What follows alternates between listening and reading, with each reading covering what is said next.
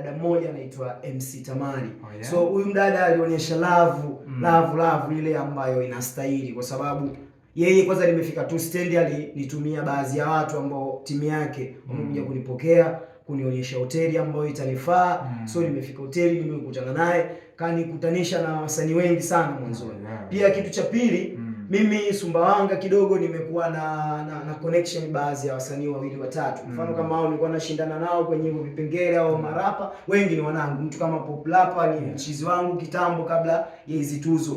Mtu kama Zombi ni mwana ambaye anatokea kwenye lebo ya huyo mwanangu Pop Lapa. Kwa hiyo tumekuwa tukiongea vitu vingi. Mtu kama nani wale, kwa hiyo ni watu ambao tumekuwa tukiwa pamoja. Kwa hiyo ile pia ilienda kunipa nguvu, kwa sababu nilikutana pia na wachizi. Nimefika nikutana nao, kuna Kilinge huko watu wanachana wanafanya nini, nikapata nafasi ya kutembelea kwenye Kilinge, kuona Sumbawanga movement zinavyoendelea, kuona malapa, nikapata connection pale, nikazidi kujuana na watu. So kuna kiongozi wa sanaa Sumbawanga bwana Alex, kiongozi alinipokea vizuri, yani baada ya kujua mimi nimetoka Katavi, yale mapokezi kama msanii yalinifanya kweli kujiona mimi niko vizuri. Kuna Big huyu anaitwa Da Pro, ni brother ambao tuko naye hapa, yupo kule na vipengele, ni mtu mkubwa sana. So ile timu yake, yani kwa kifupi bro, Sumbawanga sikupata shida. Yani sometimes kuna muda inatokeaga hata yani niliishi vizuri zaidi hata ya nyumbani, kutokana na kwa muda mfupi niliokaa na walivyonipokea. So nilipata connection. Kuna mwana ni presenter, kuna interview alinifungulia